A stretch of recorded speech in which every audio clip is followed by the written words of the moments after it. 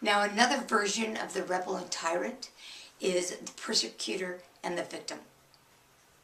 So we're going to work with that concept today. If we've been the victim of abuse, then it's very common for us to internalize that abuse. And we begin to treat ourselves the way that the abuser treated us. If we feel like a victim, then we attract persecutors. If we internalize the persecutor, then we attract people that we can victimize. Now, whatever part of that dynamic we're acting out, we can draw people in to play the opposite side of that. In other words, you can be in one relationship where you find yourself being more of the abusive one because you've attracted somebody that mirrors more of that victim energy within you. You can also then get out of that relationship and be drawn to someone who's not so much in that victim energy. And all of a sudden, you find that you take that role and you've attracted somebody who's more caustic to you. So with the persecutor, the victim, you always want to look at what side of that you're playing, and you want to get to the middle of that compassionate self so that you dissolve your need to have either one of those aspects being mirrored back to you. So we're going to do an EFT sequence now that balances, again, that teeter-totter. So this is a different version of that rebel tyrant. All right. Even though I have had an experience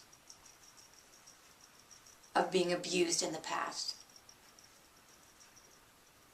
and I have now internalized that experience and have given birth to that inner dynamic in one of the polarizations that I experience within my own psyche. Even though I've internalized that dynamic, and sometimes I'm the persecutor,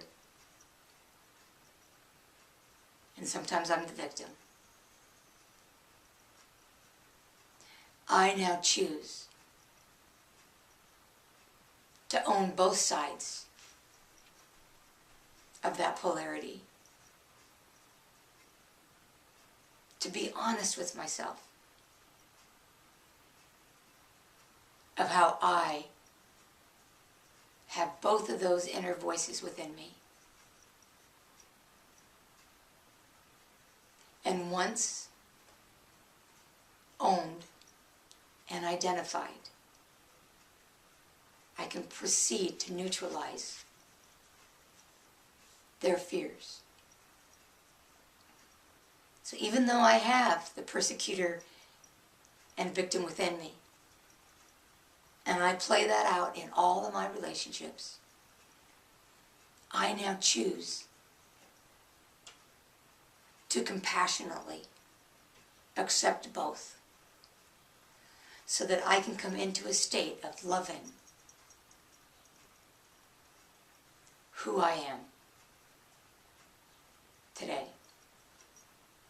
Now I realize that was a pretty lengthy set of phrase, but let's just begin to work with the persecutor and the victim and that back and forth, and then we'll move it into the middle.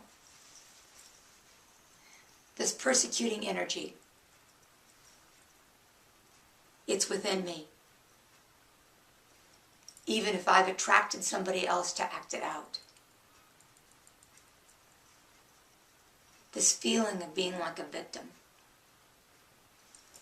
it's within me. Even if I've attracted somebody else to act it out. It does not matter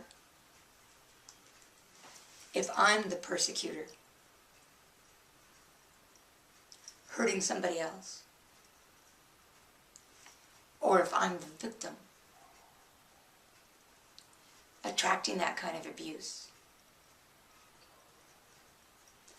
I want to put this dynamic to rest. I want to dissolve my need to have this polarization, to experience this dichotomy, these two opposite sides of self. I now accept that they are mere projections from an incident that happened when I was so young. It may even be an incident that I came into this body to heal. It does not matter what the origin is. I choose in this dimension of time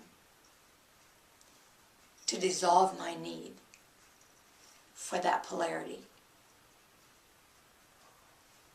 to neutralize the abusiveness of the persecutor,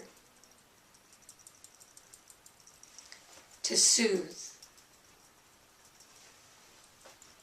the victim's wound, so that both can move into a state of empowerment. I hold the essence of that empowerment. When I feel empowered,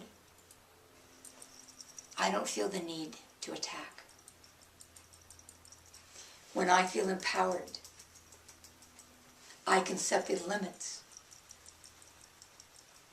that prohibit me from allowing myself to be victimized. I choose to stand in that empowerment now, where I can reach out to both of these extremes, no matter which one I am embodying and which one I have projected out. I now claim them both so that I can bring these two opposite sides within me back home so we can heal. Thank you, thank you, thank you. Now this is just meant to get you started. Start thinking in terms of who your persecutor is, who your victim is, and start cleaning that up so that you can attract empowering relationships into your life.